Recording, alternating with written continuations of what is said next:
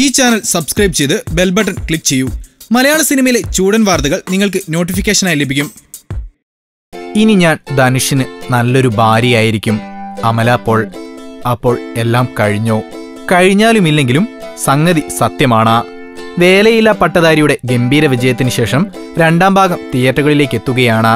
ധനുഷും അമല പോളും നായകന്മാരാകുന്ന ചിത്രത്തിൽ ഏറ്റവും ശ്രദ്ധേയമാകുന്നത് ബോളിവുഡ് സുന്ദരി കാജോൾ ആണ്. 19 വർഷത്തെ ഇടവേളയ്ക്ക് ശേഷമാണ് കാജോൾ തമിഴ് ചിത്രത്തിൽ അഭിനയിക്കുന്നത്. സിനിമയുടെ പ്രമോഷൻ ചടങ്ങിനിടെ തന്റെ കഥാപാത്രത്തെക്കുറിച്ച് അമല പോൾ വാചാലിയായി.